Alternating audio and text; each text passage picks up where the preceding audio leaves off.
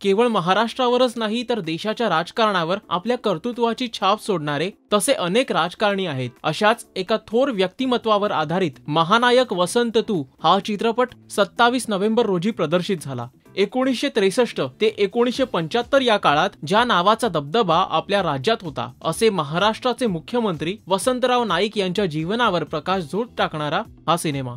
चिन्मय मांडलेकर यांनी साकारलेल्या वसंतराव नाईक यांच्या भूमिकेला पुरेपूर न्याय देण्याचा आणि मेहनत घेतल्याचं त्यांनी दिसून येते। त्यासाठी त्यांचं कौतुक हे व्हायलाच हवं। बालपणीच्या विविध प्रसंगांपासून महाविद्यालयीन वसंतरावांचा घडणारा राजकीय प्रवास असे विविध टप्पे वसंतराव नाईक यांच्या आयुष्याचे उलगडण्यात आलेत। निलेश जळमकर यांचे संवाद आणि दिग्दर्शन तसंच निशा परुळेकर यांनी साकारलेली वत्सला, भारत गणेशपुरेंचा एक खलकी राजकारणीचा चेहरा आणि रवी पटवर्धन आणि प्रकाश धोत्रे अशा कलाकारांच्या भूमिका या सिनेमात पाहायला मिळतात। विशेष म्हणजे मंदार खरेंच्या श्रवणीय संगीतामुळे आणि अनंत खेळकर, इलाही जामदार आणि निलेश जळमकर यांची गीतं सुद्धा सुरेल वाटत राहतात। वसंतराव नाईक ज्या समाजातून येतात त्या बंजारा समाजाचं जीवन उत्तम रीतीने मांडण्यात आलंय।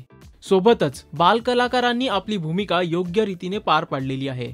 पण मेकअप मध्ये काही उणीवा राहिल्याचं स्क्रीनवर जाणवतं। पटकथेत हा सिनेमा बऱ्याच अंशी भरकटलाय, त्यामुळे एक सुंदर कलाकृती होता होता राहून गेलीये। खरं तर वसंतराव नाईक यांच्यावर सिनेमा म्हटला तर त्यामध्ये काही ऐतिहासिक प्रसंग, स्वातंत्र्य संग्रामात वसंतराव नाईक यांनी घेतलेला सहभाग विस्तृतपणे किंवा थोड्या बहुत प्रमाणात दाखवण्यात यायला हवा होता। फक्त संवाद आणि त्या विषयावर चर्चा या सिनेमात इकडे पाहायला मिळते। त्यांची पत्नी वत्सलाबाई यांचं देखील वसंतरावांच्या जडणघडणीत मोलाचं योगदान आहे, ते कुठेही चित्रपटामध्ये फारसं दिसत नाही।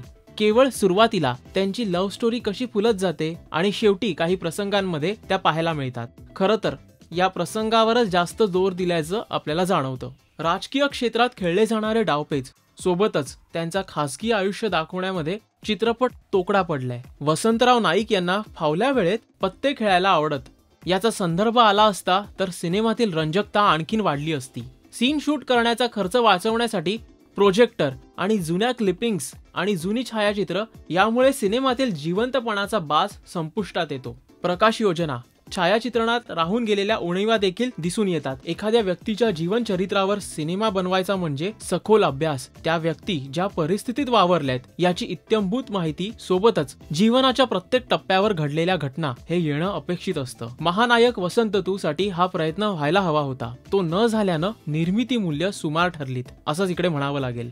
या सिनेमाला मी देतोय 2 स्टार्स।